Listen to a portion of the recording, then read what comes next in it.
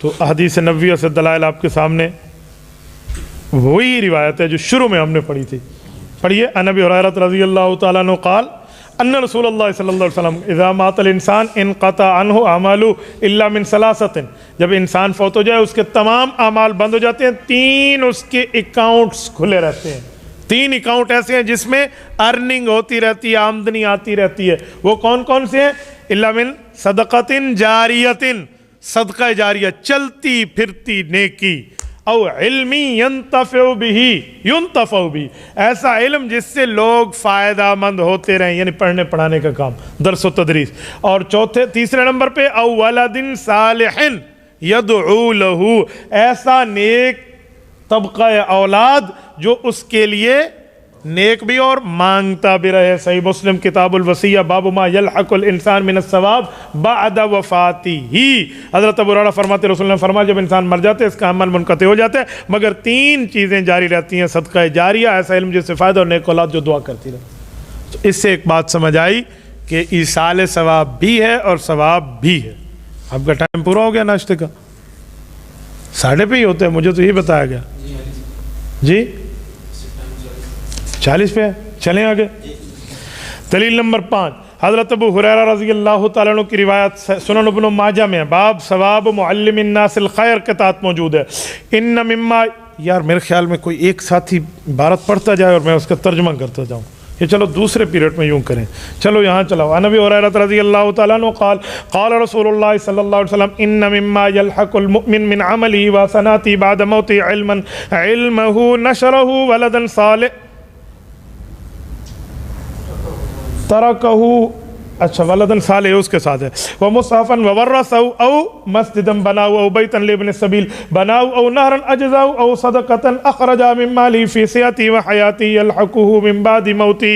حضرت ابو ہریرہ فرماتے ہیں رسول اللہ صلی اللہ علیہ وسلم ارشاد فرمایا مومن موت کے بعد مومن کو جو اعمال اور نیکیاں ملتی ہیں وہ یہ ہیں: علم جو سیکھا پھر اس کی اشاعت کی، یا نیک بیٹا چھوڑ گیا، یا قرآن کریم وراثت میں چھوڑ گیا، یا مسجد کی تعمیر کی، یا مسافر خانہ بنوایا، یا نہر کھدوائی، یا وہ صدقہ جو اپنے مال سے تندرستی میں اور زندگی میں نکالا. ان کا ثواب موت کے بعد بھی ان کو جاتا ہے.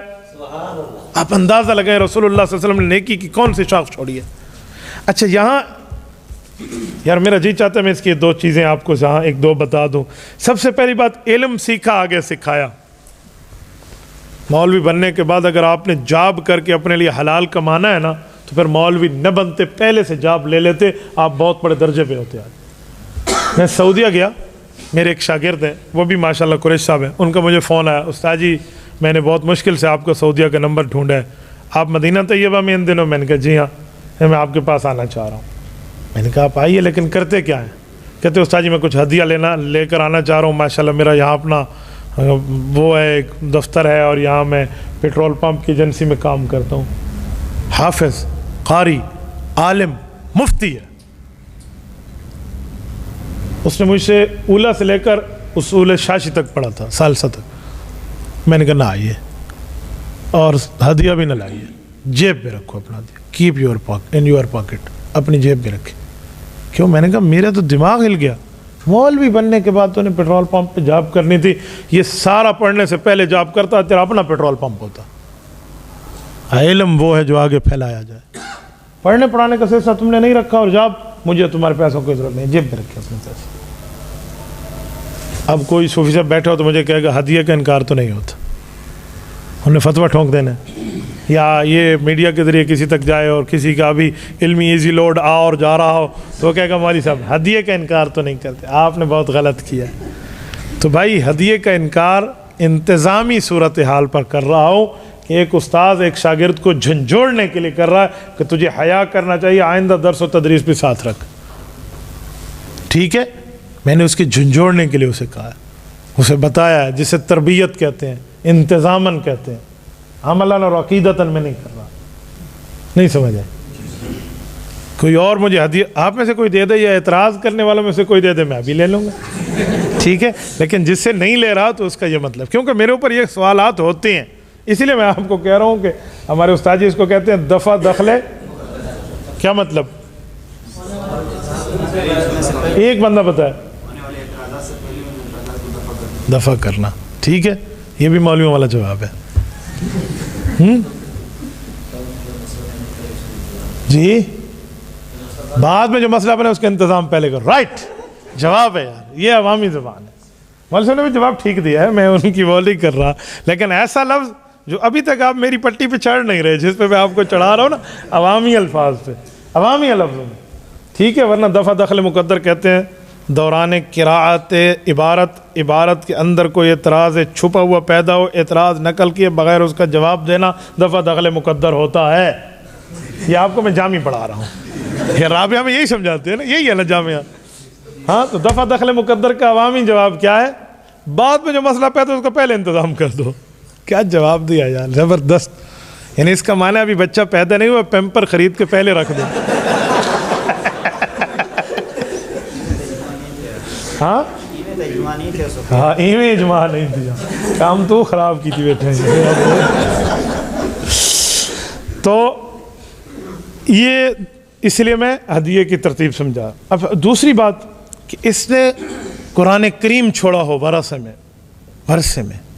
وارث بنایا ہو کسی کو, آپ کسی کو قرآن کریم احادیث نبویہ کتب اسلامی خرید کر دے دیں, وہ اس پہ مولوی بنے یا چھوڑ دے یا کوئی اور بنے, آپ کا ثواب پکا لکھا گیا, آپ کا ثواب لکھا گیا. کتنی بڑی بات. یا آپ نے مسجد بنوا دی, یا آپ نے بیت الابن سبیل بنایا. بیت الابن سبیل کیا ہے؟ مسافر خانہ. بیت کسے کہتے ہیں؟ بیت, دار, منزل, یہ تینوں عربی میں گھر کو کہتے ہیں. کیا فرق ہے؟ اچھا آپ کیوں ہنستے ہیں؟ جواب دیں, یہی میں سمجھا رہا ہوں. بالکل بولیے آپ. کچھ ضروریات کا سامان اور دار اسے کہا جاتا ہے, جیسے وہ ہماری سرائکی میں کہتے ہیں بہت سارے گھر بنے ہوں تو اس کو باہر سے چار دیواری دی جائے, اسے. اب آپ بتائیں. ایک کمرے کو اور دار جس کے اندر گھر کے یعنی کئی سارے کمرے بھی ہوں, اور ساتھ میں رہائش وغیرہ کی ضروریات ہیں, کچن ہے, واش روم وغیرہ ساری چیزیں. اور منزل عام طور پہ جس کو آج ہم ٹاؤن یا کوئی سوسائٹی کہہ لیں, چاروں طریقوں سے بند ہو اور اس کا صرف ایک دروازہ ہو داخلی کا. اگر اس کے دو دروازے, ایک دروازہ ہو, یعنی کہ مخصوص راستہ اس کا مخصوص ہونا ہوتا ہے. آپ نے بہت بڑی قیدیں لگا لی, پھنس جاؤ گے. کوئی اور سنائے, کوئی اور بتاؤ, آسان بتاؤ. اچھا منزل ایک ایسی جگہ جس میں کئی کمرے ہوں. ٹھیک,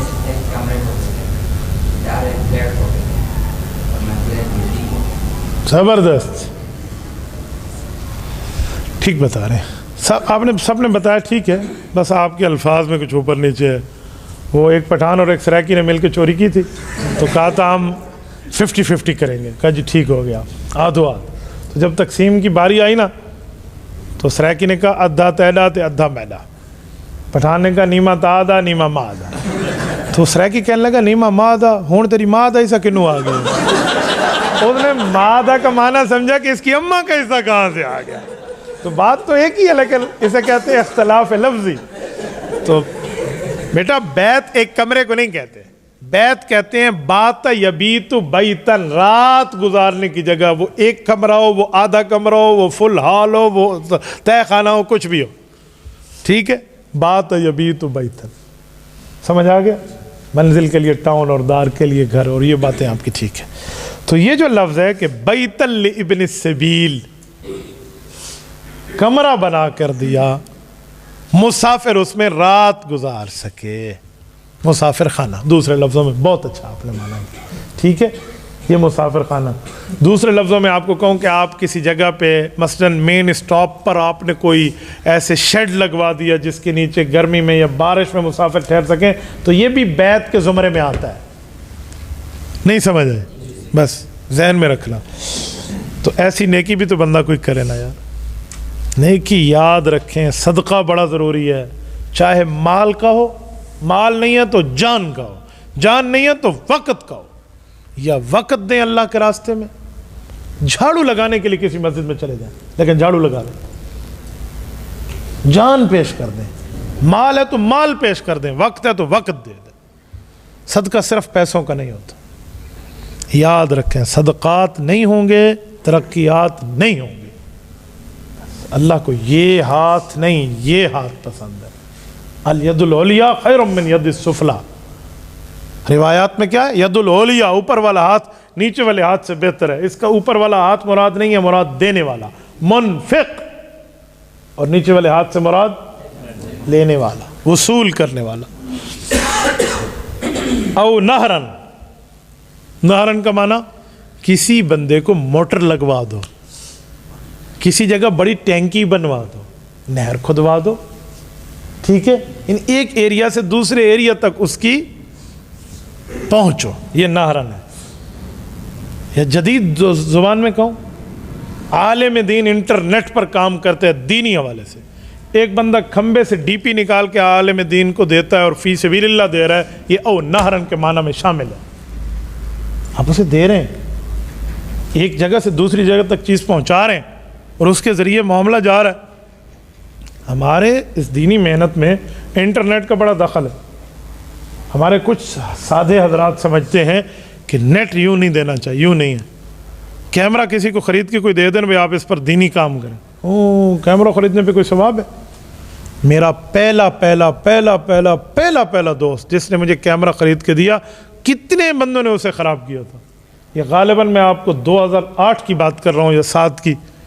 کیمرہ وہ خرید کے دے رہا ہے کہ آپ ویڈیوز کے ذریعے میں دنیا میں کام کریں اور آپ اہل باطل کا منہ بند کریں. کتنے بندے کر رہے ہیں یہ نیکی کا کام کر رہے تھے, نیکی کا کام کر رہے ہیں. اور اشد الناس عذابا یوم القیامت المصورون, جو فٹ بھی یہاں نہیں ہوتی وہ ہمارے اوپر فٹ کر دیا, ٹھیک ہے.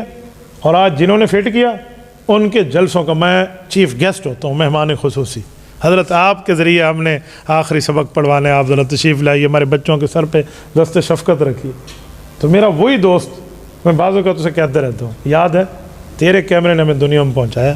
وہ کیمرہ بعض اوقات گیا, کوئی وہ جب خرید کے دیا تھا جس دوست نے, اس نے کہا تھا یہ کوئی 1 سال چلے گا, اور ہم مولویوں سے پورے 10 سال چلا ہے. 3-3 ہزار ویڈیوز اس پہ بنی. 2 ویڈیوز پہ ایسی بنی کہ اس کی قیمت نکل گئی. ایک مناظرہ کوہاٹ اور ایک مناظرہ مانسیرا گڑی حبیب اللہ. ایک مماتیت سے اور ایک غیر مقلدیت سے. ان کے بہت دانت کھٹے ہوئے ہیں کہ دنیا میں اگر یہ جہاں بھی رہیں تو منہ چھپانے کے لیے ان کو نام جگہ نہیں, بیت نہیں ملے گا, بیت, باقی جگہ تو اور چھوٹی جگہ بھی نہیں ملے گی, آپ یقین مانیں. تو یہ ہوتا ہے. تو ایسی چیزیں جس کا فائدہ ایک جگہ سے دوسری جگہ تک ہو, یہ نارن میں شامل ہے. اجزاہ صدقہ او اخرجہا من مالہ فی صحتہ و حیاتہ. اللہ اکبر. یہ مال کی محبت پہ رسول اللہ صلی اللہ علیہ وسلم نے چھرا پھیرا ہے. فی حیاتی و صحت, کیا معنی؟ جب تم تگڑے ہو, تمہاری جان میں جان ہو, تمہاری آنکھ میں بینائی, کان میں سنوائی اور ہاتھ میں طاقت ہو, اور تم یہ سمجھ رہے ہو کہ میں اپنے مال خرچ کرنے پہ قادر ہوں, اس وقت صدقہ کرو, نہ کہ اس وقت جب تمہارے ہاتھ کانپ رہے ہوں, بینائی ختم, سنوائی ختم, ہاتھ میں لرزہ, منہ میں باتیں, اور اس وقت تم مال کی طلب لے لو اللہ کے لیے دے دو. اس سے بہتر ہے کہ تم اپنی صحت میں صدقہ کرو. صحت میں کرو گے مال کی محبت ذبح ہو جائے گی. یہ چھرا پھیرا اللہ کے رسول نے فی صحتہ و حیاتہ فرما کر, ٹھیک ہے. مرنے کے وقت میں نے ایسے غنڈوں کو جا کر دیکھا ہے, اللہ معاف فرمائے, بات میں توبہ طیب ہو گئے, اور ایسے زمین قبضہ کرنے والے مافیاز کو جا کے دیکھا ہے, مرتے وقت وہ نصیحت وصیت کے لیے کہتے ہیں لے لو مال ہمارا کسی کو دے دو, ہم نے کیا کرنا ہے, ہمیں تو قبر ملنی, میں نہیں کچھ کرنا تھا تو لیا کیوں ہے. 2 قسم کے کنجوس میں نے دیکھے ہیں. ایک کنجوس کنجوسوں میں افضل ہے, اور ایک کنجوس کنجوسوں میں اخبث ہے.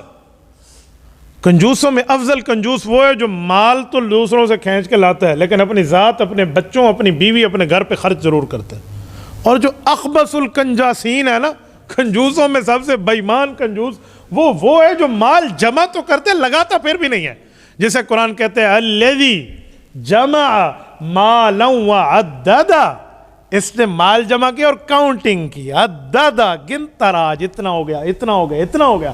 یحسب, اور اس کا خیال یہ تھا, ان مالہ, اس کا بزنس, اس کا مال, اس کے پیسے, اس کا بیلنس, اخلدا, ہمیشہ اس کے پاس رہے گا. کلا, ایسا ہرگز نہیں ہے. تو یہ کنجوسوں میں سب سے خبیث کنجوس ہے جو اپنے پہ بھی نہیں لگاتا. اللہ معاف کرے. تو یہ میرے سمجھ سے معاملات بالا تر ہیں کہ پیسہ بھی ہو اور بندہ لگائے بھی نہیں, تو پیچھے فائدہ دنیا میں. تو فی صحتی و حیاتی یلحقہ من بعد موتی، فرمایا موت کے بعد یہ اسے ملے گا. یہ سرور کائنات صلی اللہ علیہ وسلم کا فتویٰ ہے اور معلم کائنات نے اس پہ حرف آخر فرما دیا. تو یہ ایصال ثواب کے دلائل میں ایک دلیل ہے. تبارك الذي نزل الفرقان على عبده ليكون للعالمين نذيرا.